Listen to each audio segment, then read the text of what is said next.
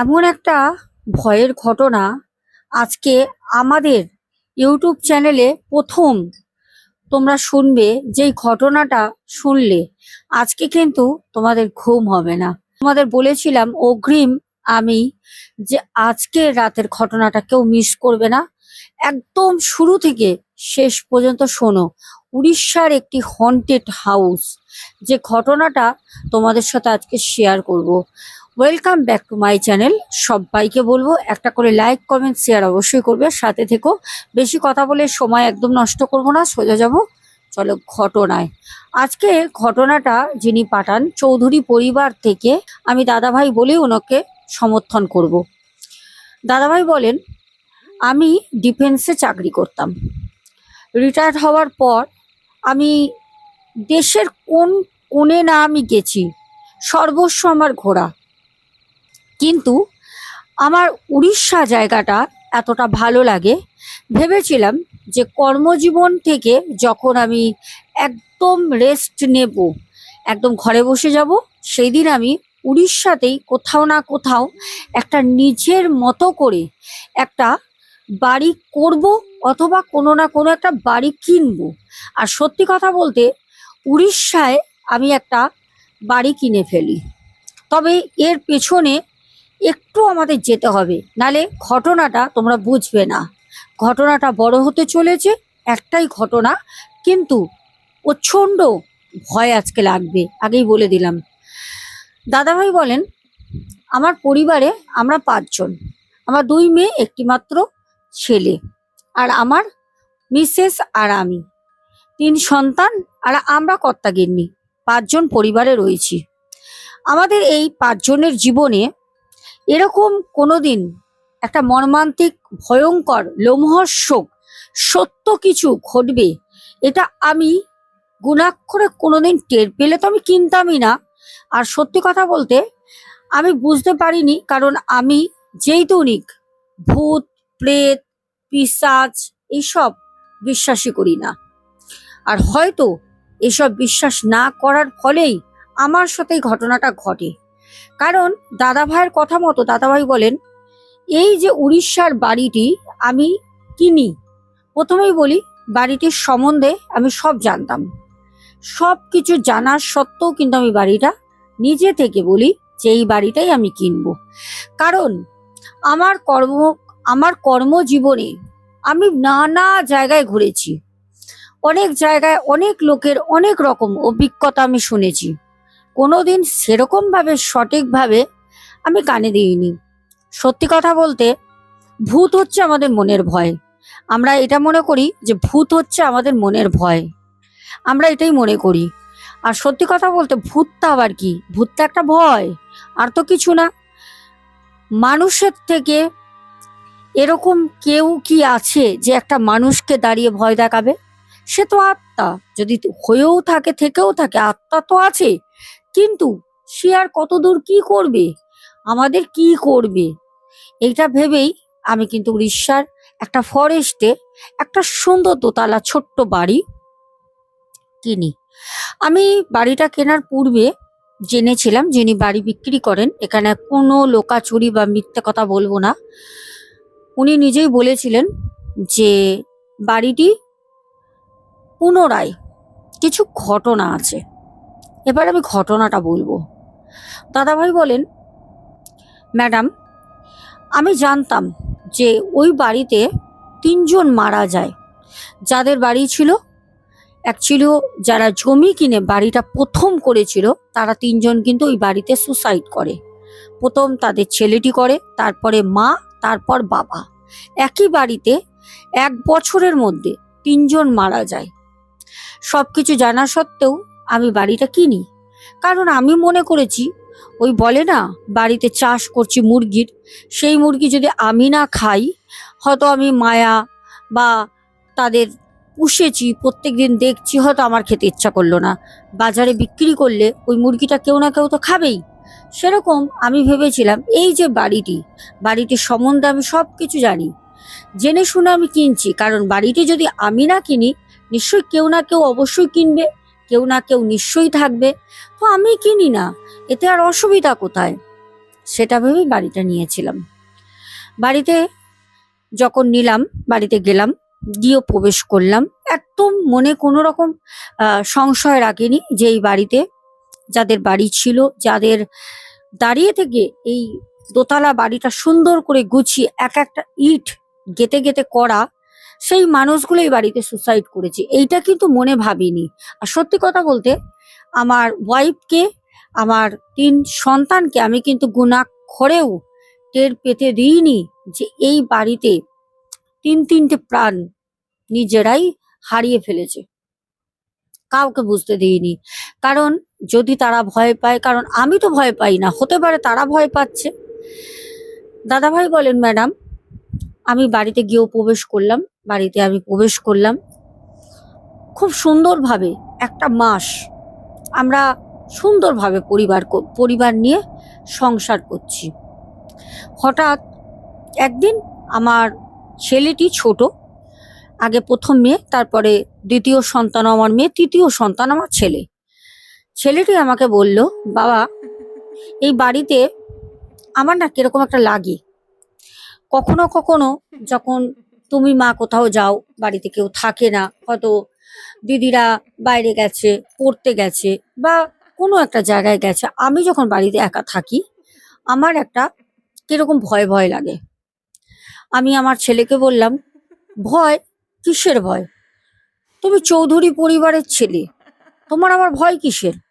আমাদের পরিবারের বিশেষ নাম আছে, ডাক আছে, আমার বাপ ঠাকুরদাস সবাই এক একজন গণ্যমান্য ব্যক্তি, তোমার ভয় কিসের?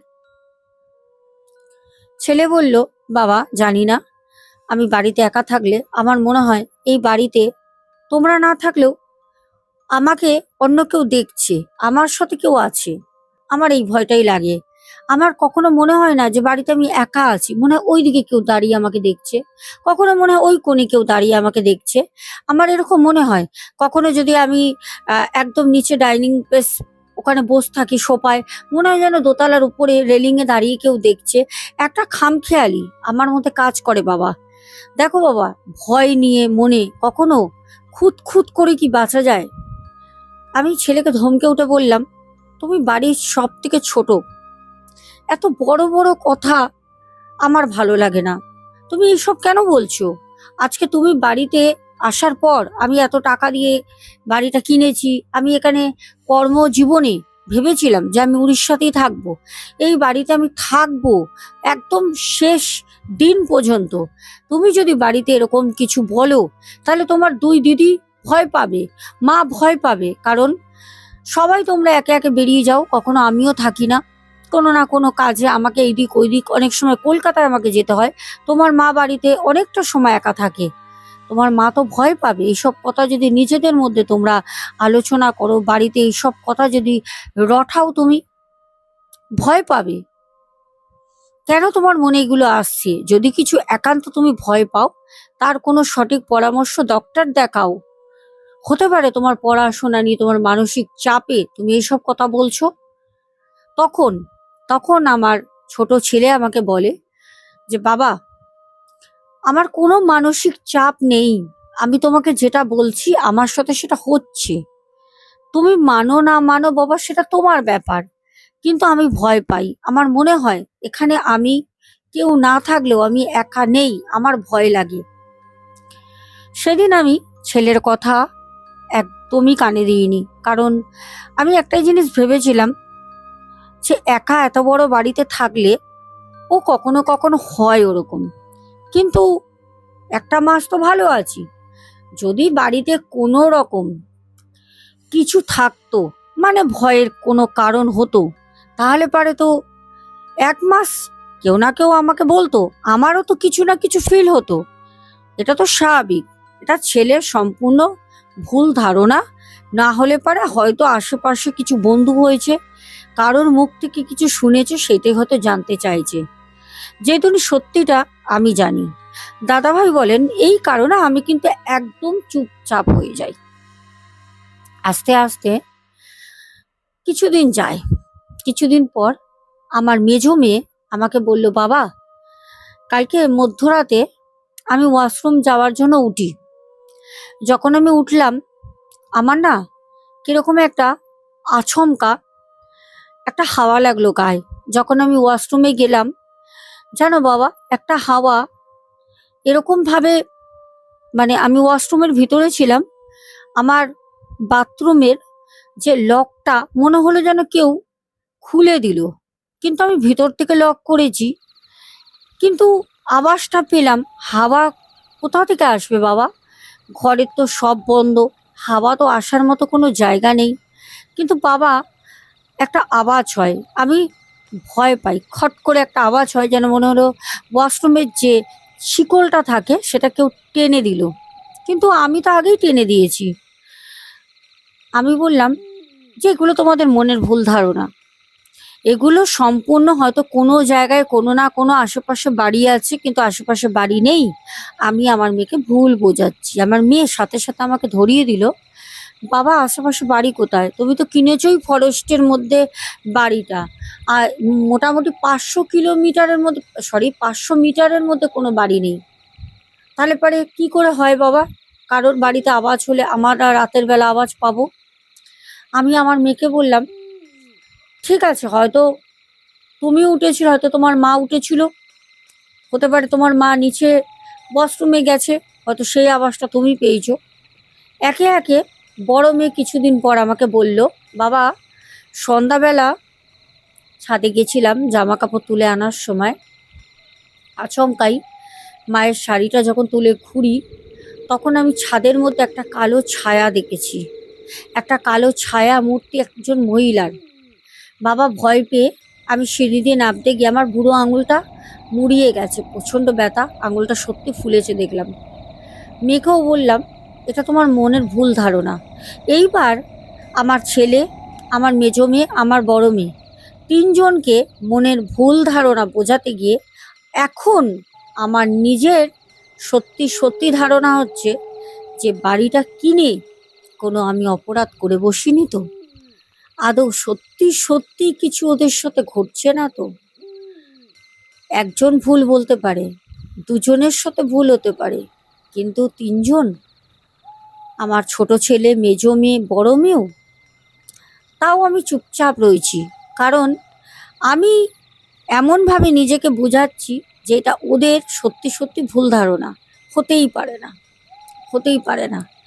এবার আমি অপেক্ষায় থাকি আমার মিসেস কি বলবে। কিছুদিন যায়, হঠাৎ একদিন বিকেলবেলা আমি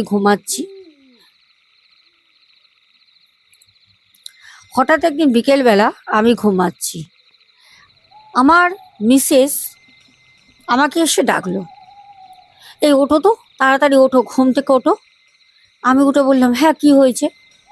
আমাকে বলল, দেখো না, একটু চায়ের জল বসিয়েছি, কিচেনে আমি চা করছিলাম, আমার মনে হলো আমার পেছন দিয়ে কেউ যেন হেঁটে চলে গেল, একটা কালো ছায়া মতো দেখলাম, আমি খুব ভয় পেয়েছি। তুমি ওঠো না, দেখো না, একটুখানি জঙ্গলের মধ্যে বাড়ি কিনেছো, কেউ ঢুকে ঢুকে যায়নি তো?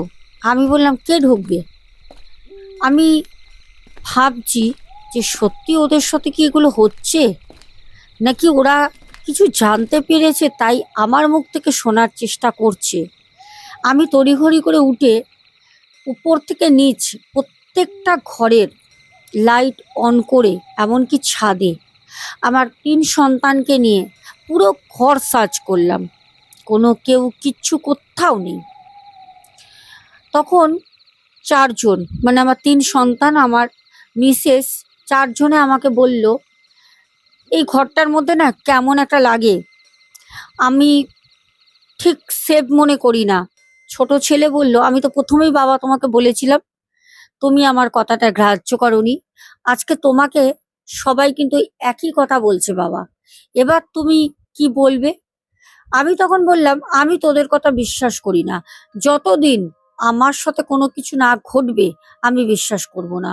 যেদিন আমার সাথে কিছু ঘটবে, আমি কিছু বুঝবো, সেই দিন আমি এই জিনিসটা নিয়ে ভাবনা চিন্তা করব, তবে এখন না।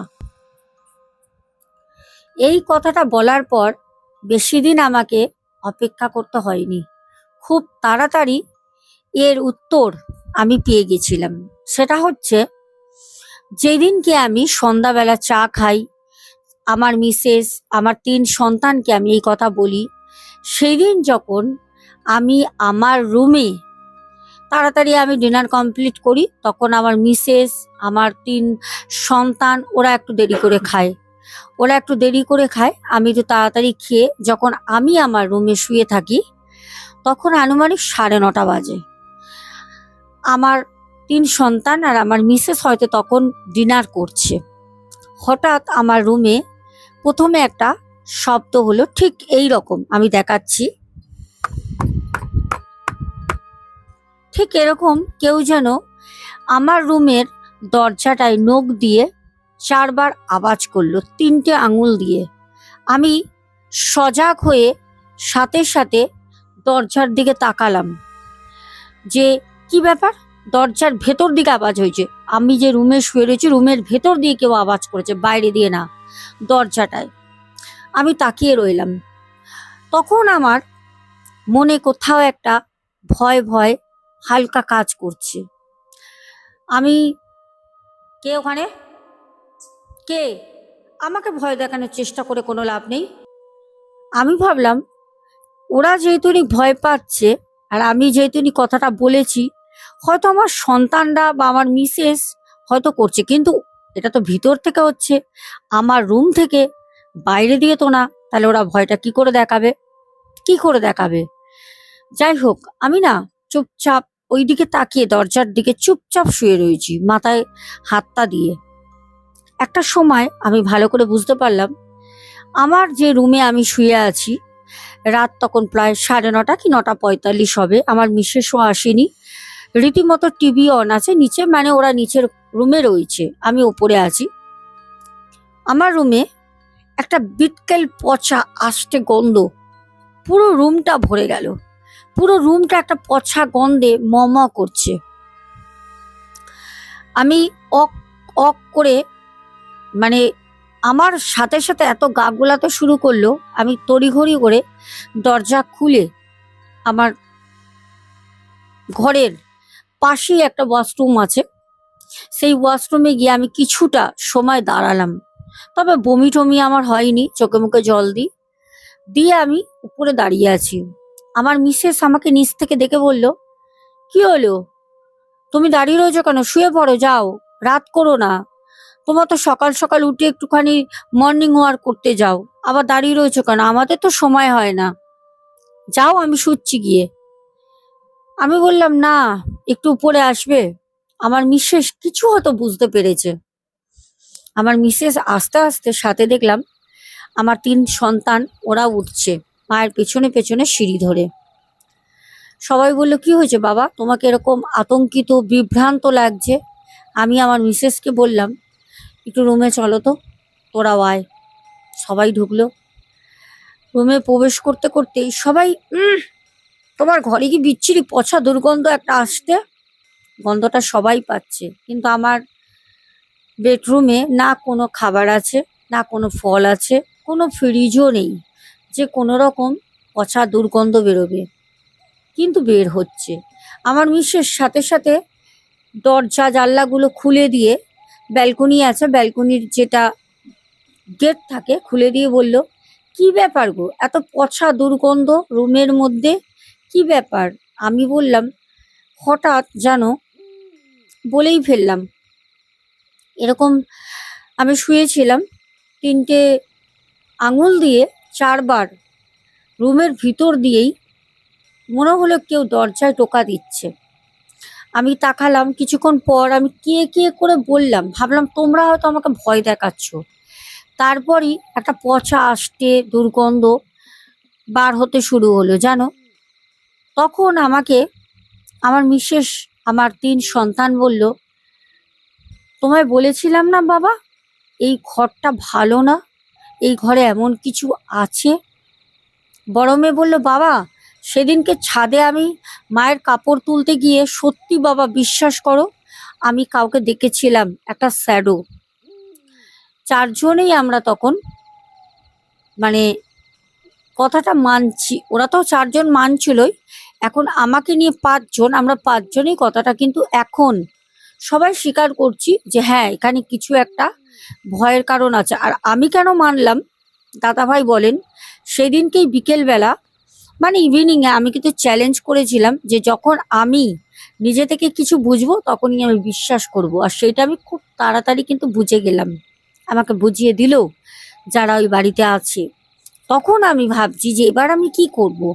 কারণ ওই বাড়িটা যে খারাপ ছিল, ওই বাড়িতে যে ৩ জন মারা গেছে, সেইটা তো আমি জেনেই বাড়িটা কিনেছি।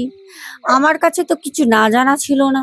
এইবার তাহলে আমি আমার সন্তানদের আর আমার মিসেসকে আমি কি বলবো? সত্যিটা কি বলে দেবো? ওদের কাছে কি লুকানোটা আমার ঠিক হচ্ছে? নানা রকম চিন্তা মাথায় ঘুরছে। কি করব আমি বুঝতে পারছি না। বলবো কি বলবো না, বলবো কি বলবো না, এই চিন্তার মধ্যে আমার রাতে ঘুম হয়নি। তাও আমি কাউকে কিন্তু সত্যিটা বলিনি। ভাবছি যদি আমার মিসেস বা আমার সন্তান কেউ যদি জানতে পারে, তাহলে তো ওরা আমাকে বলতো। কারণ ওদের সাথে যেটা ঘটছে ওরা তো বলছে। নিশ্চয়ই ওরা কিছু জানে না। আর ওরা জানলে পারে আমাকে তো ওরা অনেক কথা শোনাবে। বলবে যে তুমি ভয় পাও না, কিন্তু তা বলে আমাদের জীবনের কোনো দাম ছিল না। এই বাড়িটা জানার পরেও তুমি নিলে বাবা। আমি কি করে ওদের কিভাবে সামনে মুখ দেখাবো? চুপচাপ থাকি। ওরে বাবা, সেদিন রাতের বেলা তুমুল বাইরে ঝড়, মুষলধারে বৃষ্টি। ফরেস্টের মধ্যে বাড়ি তো, বৃষ্টিটা প্রচণ্ড হয়। আর উড়িষ্যার দিকে একটু বৃষ্টি বেশি। আমাকে আমার মিসেস ডেকে বলল, এই ওঠো না, এমনি জানি না বাড়িতে কিরকম কিরকম একটা ভয় লাগছে। তার মধ্যে এত ঝড় বৃষ্টি, মনে হচ্ছে যেন এক্ষুনি পাওয়ার কাট হয়ে যাবে। আর এই জঙ্গলে যদি পাওয়ার কাট হয়, কোথায় বা যাব? তুমি ওঠো তো। আমি বললাম, দাঁড়াও দাঁড়াও, পাওয়ার কাট হলে অসুবিধা কি আছে? সব কিছু তো ব্যবস্থা আছে, সেকেন্ড অপশন তো আমি রেখেছি। এত ভয় পাচ্ছ কেন? লাইট তো জ্বলবে। তোমরা এত বিচলিত হয়েও না তো। মানে আমারও তখন রীতিমতো ভয় লাগছে। কারণ ওরা এরকমভাবে ভয়ে পুরো কাবু হয়ে গেছে, বুঝতে পারছি শুধু আমি ছাড়া ওরা প্রচণ্ড ভয়ে আগে থেকেই রয়েছে। আমি ওদেরকে বললাম, তোমরা একটা কাজ করো। ৩ সন্তানও তখন আমাদের ঘরেই চলে এসছে ভয়তে। মানে ওরা এতটাই ভীত হয়ে গেছে, ওরা কেউ আলাদা আলাদা শুধু থাকতে চাইছে না। আমি ওদেরকে বললাম, তোমরা শোও, আমি দেখি কোথায় কোথায় জানলা টাল্লা খোলা আছে। তা আমার মিসেস বলল, তুমি আগে নিচে যাও, নিচে যাও, নিচে গিয়ে দেখো। আমি কিচেনের মনে হয় জানলাটা খুলে রেখে এসেছি। জানো, কে জানতো বলো তো ঝড় বৃষ্টি হবে? আমি সাথে সাথে সিঁড়ি দিয়ে নামলাম। নেমে আমি যখন সিঁড়ি দিয়ে লাস্ট আমার পাটা যখন মাটিতে ফেলি, মানে ডাইনিং স্পেসে, ওখান থেকে আমি সোজা হেঁটে গেলেই আমার কিন্তু কিচেনটা। যখন আমি কিচেনের দিকে যাচ্ছি, তখন আমি যেতে যেতে একটা জায়গায় গিয়ে থমকে দাঁড়িয়ে পড়লাম। কারণ যা দেখলাম সেটা দেখার জন্য আমি কোনোদিন প্রস্তুত তো ছিলামই না। ধারণাও করিনি যে সত্যি সত্যি আত্মা আছে, কিন্তু এরকম কিছু আমি দেখবো বা আমার সাথে ঘটবে। আমার পা যেন ওখানেই মাটির সাথে পুরো চুম্বকের মতো আটকে গেছে। আমি দেখছি আমার কিচেনের ঠিক যেখানে গ্যাস ওভেনটা রাখা, ওর পাশে কেউ বসে আছে। কেউ বসে আছে যার পাটা মেঝেতে তো লাগছে না, কিন্তু মেঝে পর্যন্ত ঝুলছে। একটা সাদা জিন্নে জড়া রোগা পাতলা একটা চেহারা। আমি দেখে ওখানে থমকে দাঁড়ালাম। পুরো পরিষ্কার আমি দেখতে পাচ্ছি, কারণ আমার ঘরে হালকা লাইট কিন্তু এখনো অন আছে। পাওয়ার কাট হয়েছে তো কি হয়েছে, সব রকম আমি কিন্তু সিস্টেম বাড়িতে করে রেখেছি। আমি ওই আলো আধারিতে পরিষ্কার একটা অবয়বকে দেখতে পাচ্ছি। আমার চোখের ভুল না, হতেই পারে না। আমি যেটা দেখছি সেটা একটা অবয়ব বসে আছে, যেটা একটা মহিলার অবয়ব। আমি ওখানে দাঁড়িয়েই আমি আমার বড় মেয়ের নাম করে চিৎকার করলাম, বড় মেয়ে, বাবা কি হয়েছে? ও বাবা, তুমি কি পড়ে গেলে নাকি? সাথে সাথে পড়ে যাওয়ার কথাটা মেয়ে কেন বলল? আমি যখন চিৎকার করি, যে অবয়ব বসেছিল সে ওই বেসিনের ওখানে রাখা কিছু বাসনপত্র এলোমেলো করে যেন ছিটকে এই দিক থেকে ওই দিক পড়ে গেল কিচেনে। সে একটা হাওয়ার মতো হয়ে সোজা নিচে, যেখানে আমাদের ডাইনিং স্পেসের পাশে একটা সোফা রাখা, ওখানে ছোট্ট একটা টয়লেট আছে, টয়লেটের দরজাটা ভেজানো ছিল, সেটা হাওয়ার বেগে খুলে ঠিক টয়লেটের মধ্যে প্রবেশ করলো সেই অবায়বটা। আমি ওখানে দাঁড়িয়ে দেখছি। হতে পারে যারা আজকে ঘটনাটা শুনছেন, দাদা ভাইয়ের কথা মতো বলছি, যে আপনারা হয়তো চোখে সেই জিনিসটা অনুভব করছেন। আমি একটা রক্তে মাংসে মানুষ হয়ে আমি সেই জিনিসটা নিজের চোখে দেখছি। কতটা ভয়, কতটা ভয় আমি ওখানে দাঁড়িয়ে সেদিন পেয়েছি, সেটা হয়তো আমি এই ঘটনার মাধ্যমে বললে আপনারা যদি নিজের জায়গায় থেকে এটা অনুভব করতে পারেন, তাহলে পারে হয়তো আপনারাও রাতে বাথরুমে যেতে ভয় পাবেন। সত্যি কথা বলতে, এরকম জিনিস আমার সাথে কোনোদিন ঘটবে আমি ধারণাও করিনি। বড় মেয়ে যখন নাবে, সাথে সাথে ওনার মিসেসও নাবে, আর মেজো মেয়ে আর ছোট ছেলে কিন্তু উপরেই রয়েছে, ওরা একটু একটু ভীত। মিসেস এসে বলল, এই তুমি তো এখানে দাঁড়িয়ে আছো, বাসন পড়লো তুমি কি রান্নাঘরে গেছিলে নাকি? কি গো, কি হয়েছে? আমি কথা বলার মতো ভাষা আমার তো নেই। আমি সেরকম কোনো ভাবে যে তাদেরকে বলবো কি দেখেছি, কি হয়েছে, কি কিছু বলার আমি সেই জায়গাতেই নেই। আমাকে সাথে সাথে বড় মেয়ে এসে ঝাঁকিয়ে বলল, ও বাবা, বাবা কি হলো? কি দেখেছো তুমি? তুমি এরম দাঁড়িয়ে পড়লে? কারণ কি দেখেছো এই কথাটা ও বললো, কারণ ও তো দেখেছিল কিছু ছাদে, যেটা ও বলেছিল। ও বুঝতে পারে যে আমি হয়তো কিছু দেখেছি। তখন আমি বললাম, মারে আমাকে একটু জল দে তো মা। ওহ বাবারে বাবা, কি দেখলাম, মানে আমি কাঁদতেও পাচ্ছি না, এতটা ভয় পেয়েছি, বুকের ভিতরটা মনে হচ্ছে দুমড়ে মুচড়ে যাচ্ছে ভয়তে, মানে আমি একদম ভীত হয়ে গেছি। আমার মিসেস আমার হাতটা শক্ত করে ধরে বলল, কি হয়েছে বলো তো, কি হয়েছে? তুমি এরকম করলে ছেলে মেয়েগুলো তো ভয় কাতরে যাচ্ছে, কি হয়েছে? বড় মেয়ে আমাকে ফ্রিজ থেকে জলটা বের করে দিয়ে বললো, বাবা খাও তো, তুমি খাও, সোফায় বসো। না না না না, সোফায় বসবো না, আমি সিঁড়িতে এখানে আছি। সিঁড়িতেই বসলাম। সোফায় বসবো কি করে? সোফার পাশেই তো সেই টয়লেট, যেখানে আমি অভয়বটাকে হাওয়ার বেগে চলে যেতে দেখেছি। সোফার দিকে তাকাতেও ভয় লাগছে ওই রাতে। বিশাল ঝড় বৃষ্টি হাওয়া চলছে বাইরে, বুঝতে পারছি, কাউকে কিচ্ছু বলছি না, তখনও পর্যন্ত চুপচাপ। কিন্তু আমার মিসেস, আমার বড় মেয়ে, দুজনে ভালো করে বুঝতে পেরেছে, কারণ আমি তো অনেক পরে জেনেছি ওদের সাথে ঘটনাগুলো অনেক আগে থেকেই ঘটছে। সিঁড়িতেই বসে জলটা খেয়ে চুপচাপ বসলাম। আমি বললাম, আমার প্রচণ্ড গরম লাগছে, আমি ওপরে যাব। ওপরে গিয়ে আমি চুপচাপ বসলাম। আমাকে আমার মিসেস একটা পাখা বা কোনো কিছু দিয়ে হাওয়া করছিল, আমার ওই সময় অত খেয়াল নেই। আমাকে আমার ছোট ছেলে বলল, বাবা কি এমন দেখেছো তুমি নিচে, বলো তো? তুমি এত ভয় পাচ্ছ কেন বাবা? এত ঘামছো কেন? কি হয়েছে বলো তো? আমি বললাম, না ওরকম কিছু ব্যাপার না, আসলে না আমি ভয় পেয়েছি কেন বলতো, সিঁড়ি দিয়ে স্লিপ করে গেছিলাম, মানে পড়ে যাচ্ছিলাম, বুঝলি তো।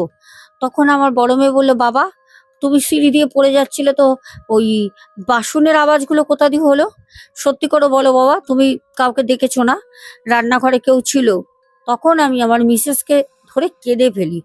মানুষ যতটাই সাহসী হোক না কেন, মানুষ এরম কিছু ফিল করলে, এরম কিছু দেখলে মানুষ সাথে সাথে ভীত হয়ে যায়। কারণ আমরা মানুষ, ঠিক আছে, আমরা রক্তে মাংসে গঠন একটা মানুষ।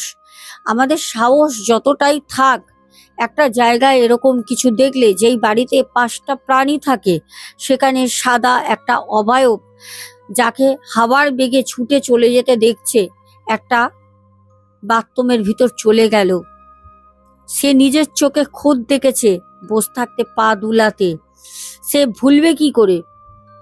ভোলা তো সম্ভব না তার পক্ষে।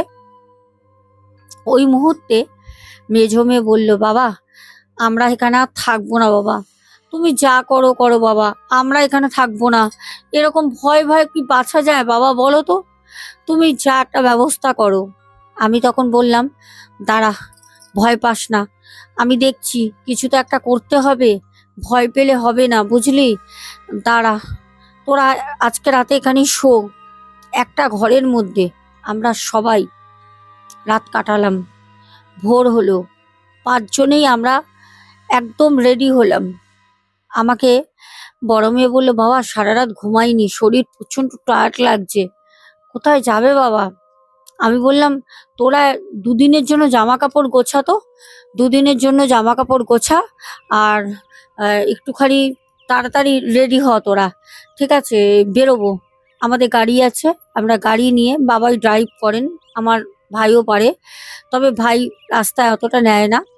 বাবা ড্রাইভ করে আমরা ওখান থেকে সোজা উড়িষ্যার একটা স্টেটে আসলাম। ওখানে হোটেল বুক করলো বাবা দুদিনের জন্য। নিজের বাড়ি ছেড়ে আমরা হোটেলে এসে উঠলাম। সেই হোটেলে আমরা দুদিন থাকবো।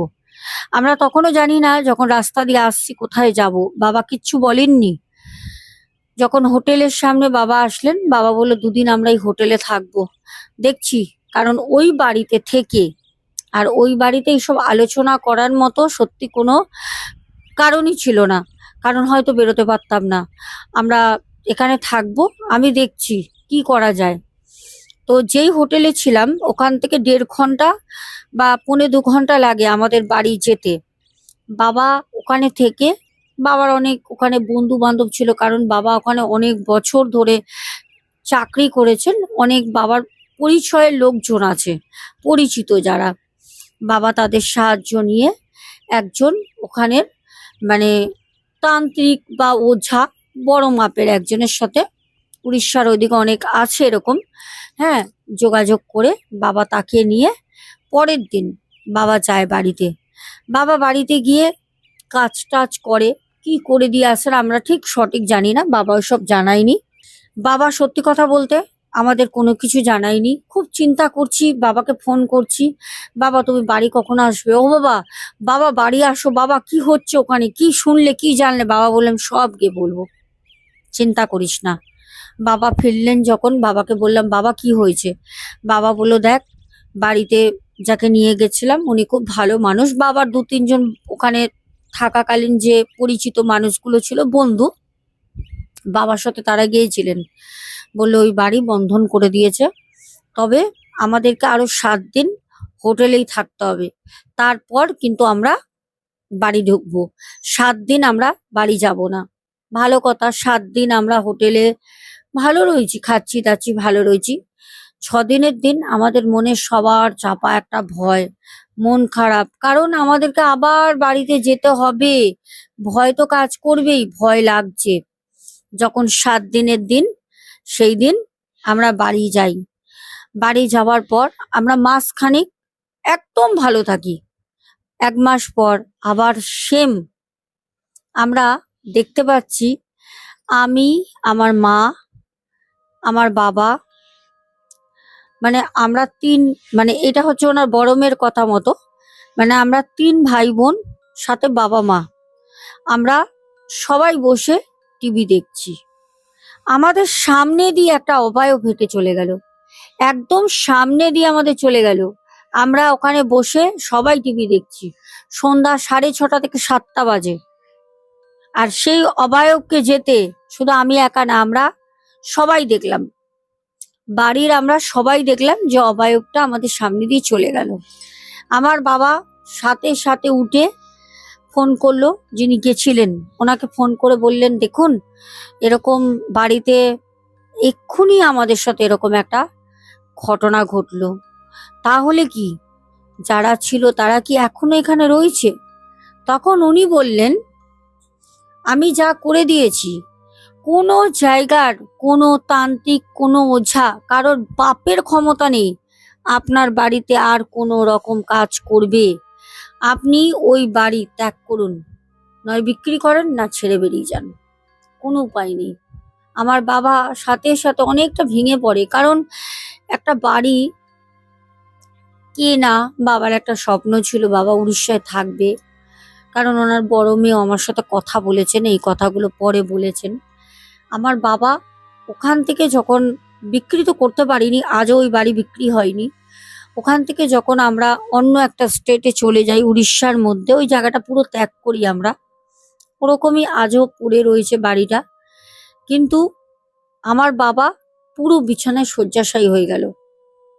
আমার বাবা মানে হাঁটা চলা করতে পারতো না, এখনো পারে না আমার বাবা হাঁটা চলা করতে। একটা বলে না, মানে একটা বাড়িতে যদি কোনো খারাপ থাকে, সেইখানটা যদি তুমি জেনে শুনে জোর করে ছিলে, যারা ওখানে থাকতো তাদের আত্মা, যারা মৃত্যুর পর ওখানে এখনো বসবাস করছে, থেকে গেছে, তারা চেষ্টা করেছিল দল ভারী করার জন্য, হয়তো আমার বাবাকে বা কাউকে নেবে, টেনে নেবে, কিন্তু সেটা তো হয়নি। আমার বাবা মানে ওই শুধু প্রাণটাই আছে, বলা চলে বাবা মৃতই। সত্যি কথা বলতে, জীবিত থাকতেই কথা বলতে খারাপ লাগে, খুব কম কথা বলেন। মানে বাবাকে 100 বার কোনো কথা বললে একটা কথার উত্তর দেন। যেই মানুষটা খুব দাপটে ছিলেন, একাই উনি 1000 জনের সমান ছিল, 100 জনও বলা ভুল হবে। আজকে সেই মানুষটা একদম শুয়ে পড়েছেন। এই ছিল আজকের আমাদের ঘটনা। আর সত্যি কথা বলতে, ভয় না পাও, কিন্তু অশরীরী আত্মা, যাদেরকে আমরা কখনো এক্সেস করতে পারি না, তাদেরকে কমসে কম চ্যালেঞ্জ করাটা উচিত না। তারা চাইলে জীবনটা নিয়ে নিতে পারে, তারা চাইলে বহু কিছু করতে পারে। যেহেতু সেখানে একটার আত্মার অস্তিত্ব ছিল না, 3টে আত্মাই ওখানে ছিল, ছেলে, বাবা, মায়ের। এই ছিল উড়িষ্যার হন্টেড হাউস। যে হাউসটা হন্টেড কারণ আগেও ছিল, আজও সেই বাড়িটা বন্ধ একটা ফরেস্টে পড়ে আছে, হন্টেড হাউসটা। ঘটনাটা কেমন লাগলো কমেন্টে জানাবে। এখন তোমাদের কমেন্টের নামগুলো পড়বো, চলো। আমাদের চ্যানেলের মারফতে আমরা কত কিছু জানতে পারি। একটা মানুষ একটা ট্রেনে, একটা বাসে, একটা মেট্রোয় উঠলে একটা মানুষের সাথে তোমার মুখোমুখি হলো, সেই মানুষটার জীবনে কত কিছু ঘটে গেছে, সেই মানুষটার জীবনে আগামী দিন কত কিছু ঘটতে পারে, তাই না? আমরা কি গুণাক্ষরেও সেটা টের পাই? আমরা কি বুঝতে পারি? একটা মানুষের জীবন বাদই দাও, আমাদেরই জীবনের কথা ভাবো। আমাদের জীবনে পরবর্তীকালে কি ঘটতে পারে, কি হতে পারে, এগুলো কি আমরা জানি? কিন্তু কিছুটা হলেও তোমাদের অবগত করি, তোমাদেরকে কিন্তু আমি জানাই। কারণ প্রচুর ক্লায়েন্ট যারা আমার কথা শুনে কেউ বিশ্বাস করেছে বা কেউ বিশ্বাস করেনি, যখন সেটা ঘটেছে তখন কিন্তু তারা বলেছে, দিদি ভাই আপনি কে, আপনি কে বলুন তো, কি করে বলেছিলেন 3 মাস আগে যে আমার বোন সুসাইড করবে, চেষ্টা করবে, ঠিক হয়েছে? অনেকে আমাকে এসে বলে, কি করে বলেন মা আপনি যে আমার বাবা অ্যাক্সিডেন্ট হবে, পা ভেঙে যাবে, বা সিঁড়ি দিয়ে আপনার বাচ্চার পড়ে মাথায় অনেকগুলো সেলাই পড়বে?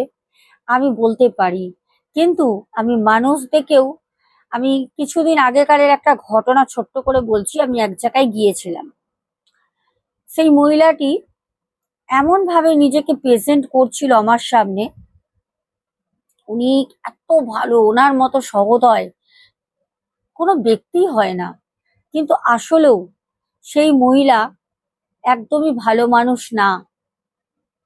আমি বলেছিলাম আমার বাড়ির যারা থাকে তাদেরকে, তারা বললো হ্যাঁ তুমি যখন বলছো সেটা তো হবেই, কারণ আমার বাড়ির মানুষগুলো আমাকে চোখ বন্ধ করে বিশ্বাস করে। কারণ তারা জানে যেটা আমি বলে দেবো সেটা ফিউচারে গিয়ে ঠিক হবেই, ভুল হতে পারে না। ঠিক বেশি না, 13-14 দিনের মধ্যেই বোঝা গেল যে সত্যি যেরকম সে দেখিয়েছিল একদমই কিন্তু তার ক্যারেক্টারটা পুরোটাই উল্টো। যাই হোক, এবার চলো আমরা একটু কমেন্ট করি। আচ্ছা কমেন্ট, 1 মিনিট দাঁড়াও। আচ্ছা, প্রথম কমেন্ট আমাদের করেছো পুলক চক্রবর্তী ভাই। অনেকদিন পর ভাই মনে এসছে দিদির কথা। তারপর হোয়াইট কিং বোন, তারপরে কেকা রয়, ইন্দ্রাণী চ্যাটার্জি বলেছো, আমি ইন্দ্রাণী, আমি বেনারস থেকে আপনার ঘটনা শুনছি। আমি জানি তো তুমি ডেলি ঘটনা আমার শোনো। আগেও তুমি কমেন্ট করতে, ইদানিং করা বন্ধ করে দিয়েছিলে। তোমরা কিন্তু কমেন্ট করবে, সত্যি কমেন্ট করলে আমার খুব ভালো লাগে, একটু কমেন্ট করতে পারো না? তারপর বাংলাদেশ থেকে মিম সুনিতা চন্দ্র, তারপর গোপাল দাস, বাংলাদেশ থেকে আমাদের আব্দুল হক ভাই, জলি হাজরা দিদিভাই, শম্পা মিত্র, কিষাণু মান্না, সোমা ঘোষ, তারপর কমেন্ট করেছো অমৃতা, তারপর প্রদীপ দাস, বনানী কর্মকার দিদিভাই, ঋতুপর্ণা হালদার, ঝুমা চ্যাটার্জি, শিলা চ্যাটার্জি, রূপা দে, সুজাতা দাস দিদিভাই, সৈনী রয়, মিষ্টি ছোট্ট বোন, তারপরে বাপ্পা ভট্টাচার্যি, সুদীপ্ত ব্যানার্জি, পিন্টু ঘোষ, বনানী কর্মকার দিদিভাই, শর্মিলা চক্রবর্তী, সুদীপ রয়, সুমন কান্তি মান্না, তারপর কমেন্ট করেছো সুমনা ভট্টাচার্যা, কেকা রয়, ভাস্কর অধিকারী ভাই, সোনু কমেন্ট করেছো, ঝুমা চ্যাটার্জি, মধুমিতা ভৌমিক। সবাইকে অনেক অনেক ভালোবাসা রইলো, বড় মায়ের আশীর্বাদ সবার সংসার সবার উপরে থাকুক, মায়ের আশীর্বাদ। আর অম্বাবচী চলছে, আমাদের টিপস গুলো আসবে, টিপস গুলো তোমরা অবশ্যই পালন করো, নাহলে একটা বছর কিন্তু খারাপ যাবে, কোনো কিছু করে কোনো কিছু হবে না। টিপস অনেক ছোট ছোট জিনিস আমরা যদি মেনে চলি, আমাদেরই নিজেদেরই কিন্তু জীবনে আমাদের সংসারে অনেক উন্নতি হয়, আমাদের পরিবারটা বেঁচে যায়। এখনের মতো আসবো, সবাই খুব ভালো থেকো, শুভরাত্রি।